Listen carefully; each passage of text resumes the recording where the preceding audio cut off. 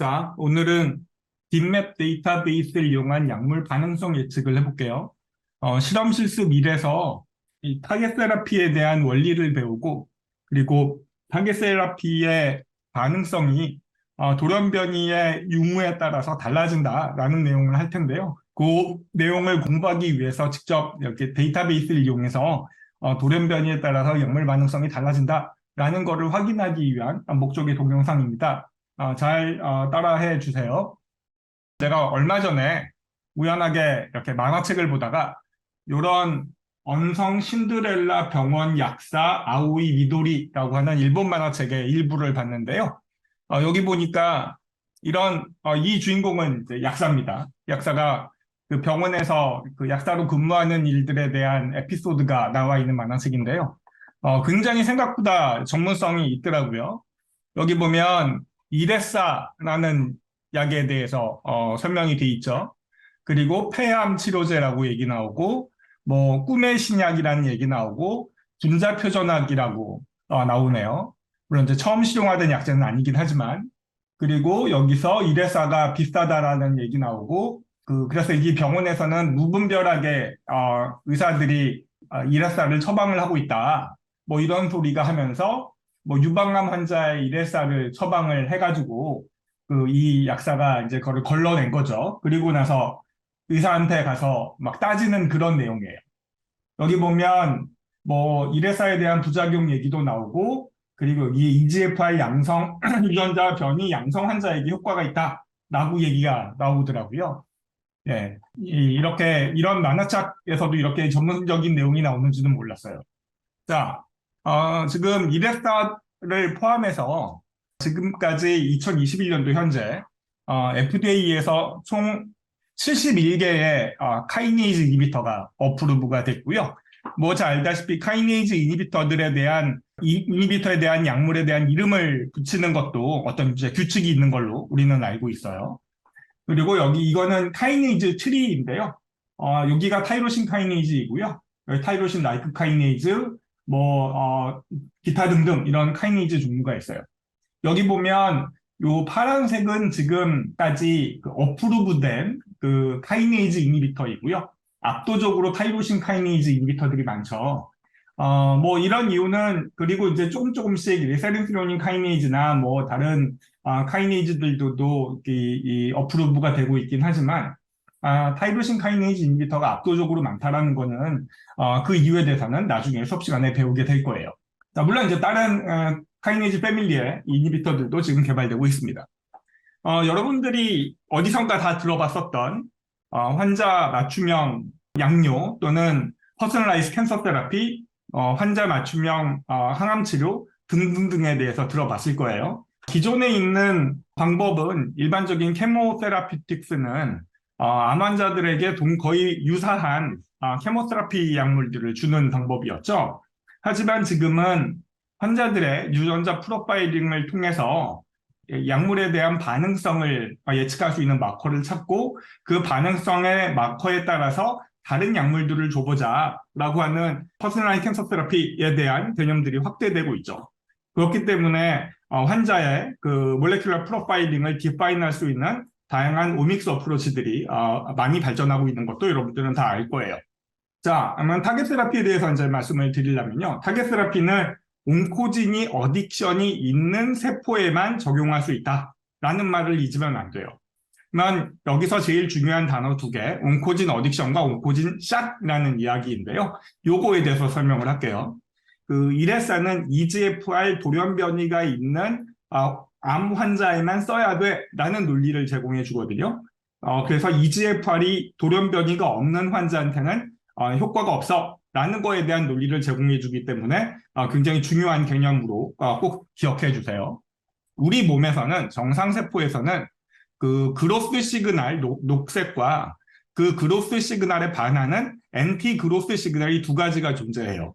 그러다가 노말셀에서 이 온코진 액티베이션이 일어나서, 예를 들어서 EGFR의 돌연변이가 일어나서 이 그로스 시그널이 굉장히 많이 커지게 되면 그에 따라서 엔티 그로스 시그널, 얘는 이제 셀을 죽이거나 아니면은 셀을 어레스트 시켜주는 그런 역할을 하죠. 셀 사이클을 어레스트 시켜주는 역할을 하는데, 일반적인 경우에 이 빨간색 엔티 투머 액티비티가 더 커지게 되면 뭐 그런 녀석들은 튜머가 생기지 않겠죠.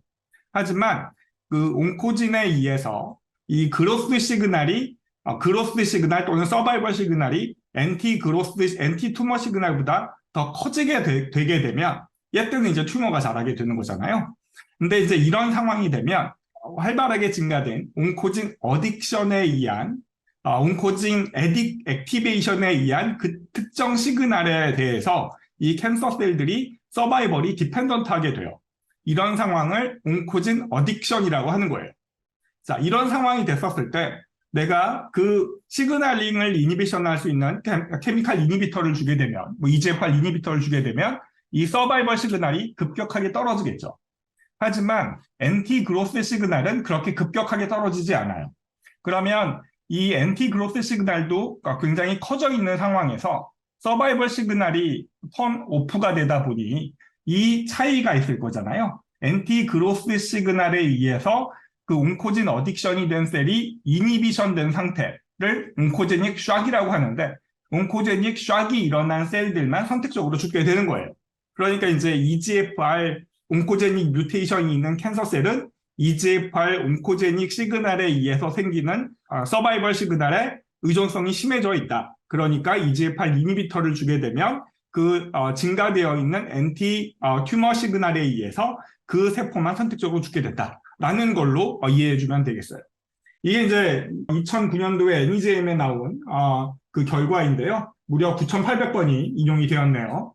이거는 그 처음에 제피티닙이 나왔을 때 전체 폐암 환자들에 대해서 돌연변이를 생각을 하지 않고 기존에 있는 케모세라피와 이 KM 플러스를 그린 거고요. 여기 보면은 물론 이제 뭐 p-value가 있고 하자드 레이쇼가 0.74로 유효성이 있긴 하지만 굉장히 높진 않죠.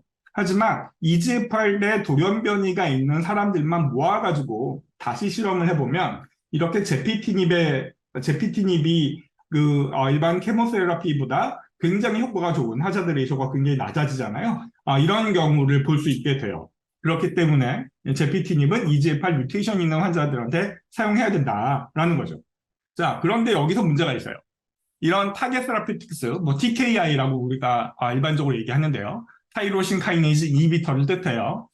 이런 경우는 온코제닉 샥에 있는 경우에서만 사용할 수 있다라는 얘기잖아요. 그런데 우리가 일반적으로 온코제닉 어딕션이 일어나는 거는 여기에 지놈상에서 돌연변이가 일어나고 그것 때문에 여기서 만들어진 프로테인이 항상 액티베이션이 되면서 이 액티베이션에 의한 카이네이즈 시그널링이 일어날 거고, 그리고 그에 따른 진 익스프레션에 의한 결과이잖아요.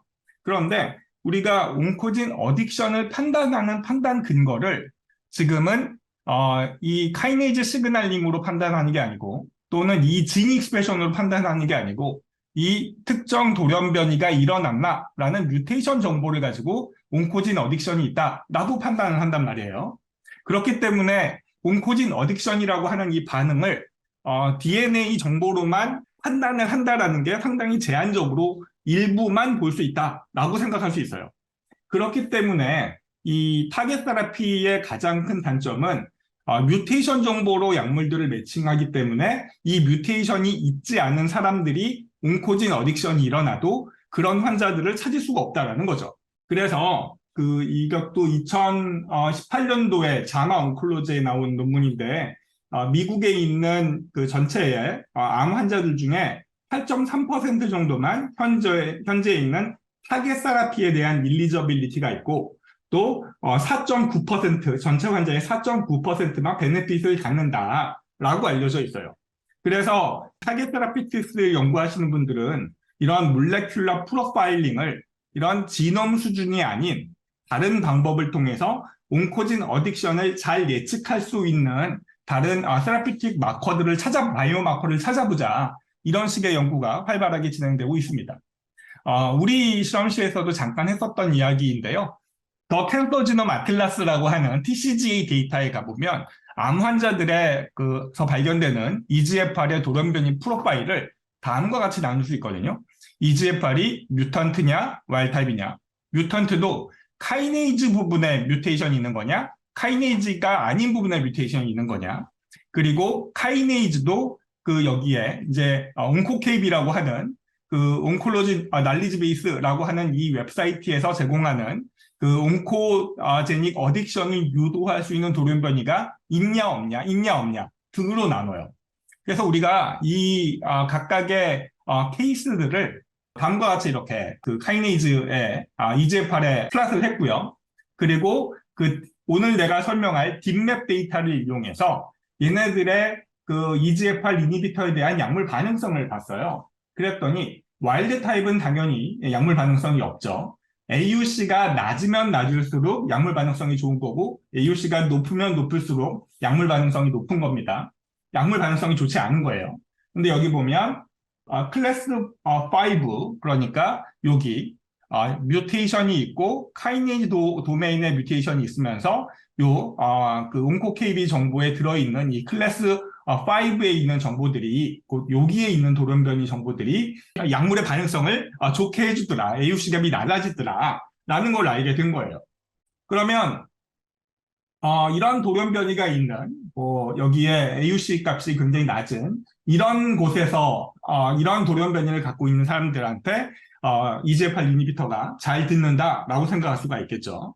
근데 이제 임상에서는 이런 환자들한테서 일반적으로 이렇게 약물의 반응성이 좋다라고 컨펌이 된 유전자들에 대한 그 돌연변이 정보들을 갖고 있고요. 그 패널에서 돌연변이가 있으면 그 EGFR 이니비터를 처방을 해주고 없으면 돌연변이가 있더라도 얘네들이 온코진 어딕션이 일어났다라는 것을 확증할 수 없기 때문에 EGFR 이니비터를 처방해주지 않아요. 네, 이런 문제가 있습니다. 자, 그래서 딥맵 데이터를 소개하면 딥맵 데이터는 텐서 디펜던시 맵이라는 데이터인데요. 그 다양한 오믹스의 데이터, 셀라인에서 약 2천여 개의 캔서 셀라인 모델에서 DNA 뮤테이션 정보와 카피 넘버 베리에이션, 그리고 트랜스크립톤 프로파일, 또 프로테오믹스의 프로테인 익스프레션 레벨, 그리고 메틸레이션, 포스폴레이션, 아세틸레이션과 같은 포스트 트랜슬레이셔널 모디피케이션 정보들이 각각으로 다 들어가 있고요. 그리고 얘네들이 약물들을 쳤었을 때 나오는 그 약물의 반응성을 IC50나 또는 AUC 값으로 표현해준 데이터가 있고요. 그리고 얘네들의 각각의 유전자를 낙다운했었을 때 이 세포의 바이어빌리티가 어떻게 된다. 뭐 낙다운도 RNAI로 낙다운을 할 때와 또는 크리스퍼로 낙아웃을 했었을 때 나오는 약물 반응성 데이터들이 다 한꺼번에 들어가 있어요. 원래는 각각의 따로따로 떨어져 있는 데이터베이스였는데 그 데이터베이스를 통합적으로 관리할 수 있도록 브로드 인스티튜트에서 만든 데이터베이스라고 생각하면 돼요. 구글링 해가지고 보면 이 딥맵 포탈이라는 이 웹사이트에 갈 수 있고요. 여기서 우리가 해야 될 건 이 데이터 익스플로러 이 부분을 클릭할 거예요. 이 부분을 클릭하면 다음과 같은 화면이 나옵니다. 여기서 커스텀 어널리시스 베타 이 부분을 클릭할 거예요. 이 부분을 클릭하면 다음과 같은 창이 열리는데요. 여기서 투 클래스 컴패리선을 클릭하고 이 포탈 데이터의 드럭 센시티비티 AUC라고 클릭할 거예요. 여기 보면 이 포탈 데이터가 굉장히 많은데요. 이 포탈 데이터에 소개되어 있는 하나하나가 각각의 데이터베이스라고 생각하면 돼요.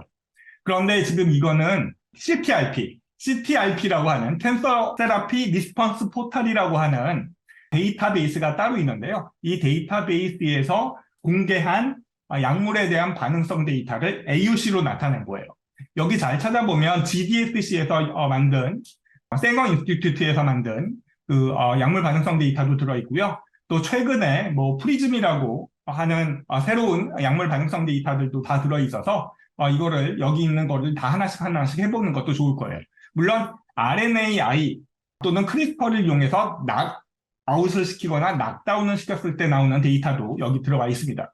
자, 어쨌든 뭐 말이 길어졌는데 여기서는 이제 드럭 센시티비티 데이터를 클릭을 하고요. 여기에 내가 어떤 셀 그룹 간에 비교할 거냐라는 건데 여기에 보면 셀을 내가 선택해서 크리에이션도 할 수 있고요. 이 수업에서는 내가 여기에 비교하려고 하는 셀에 리스트를 줄 거거든요. 그러니까 그 리스트를 업로드하면 돼요.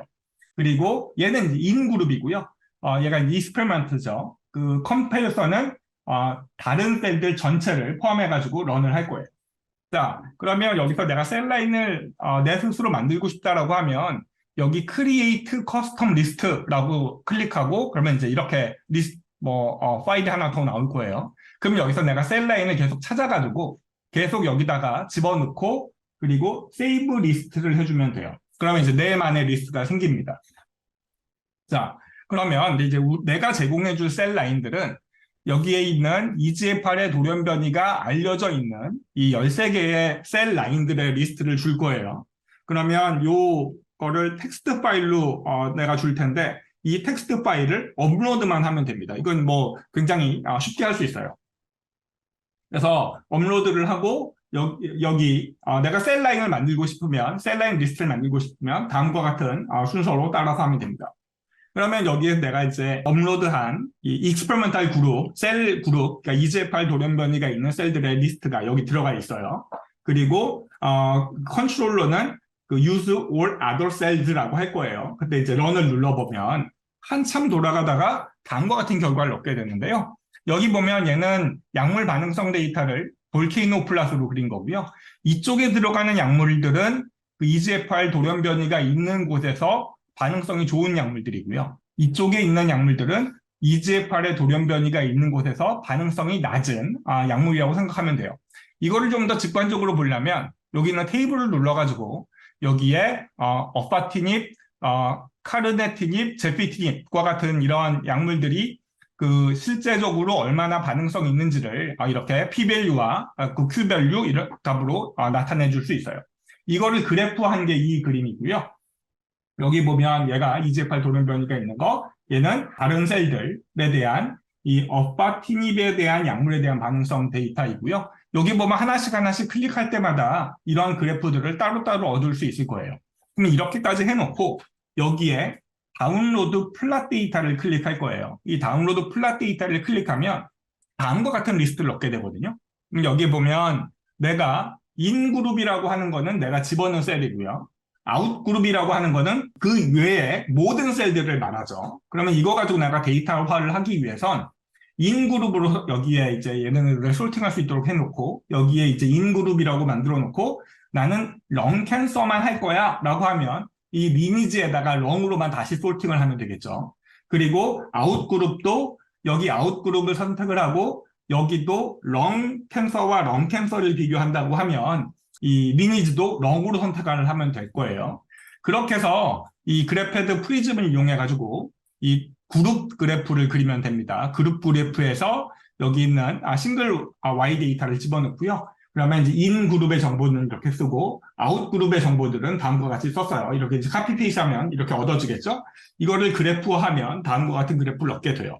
여기는 이제 이건 런 캔서에서 EGFR의 돌연변이가 없는 거, 얘는 EGFR 돌연변이가 있는 거. 그래서 어파티닙이라고 하는 타이로신 카이네이즈 이니비터에 대해서 약물 반응성이 차이가 난다라는 거를 얻게 되죠. 우리가 실험 실습을 하기 전에 요거를 직접 한번 해보고 그리고 결과 리포트에 이 부분을 포함해서 작성해 줬으면 좋겠어요.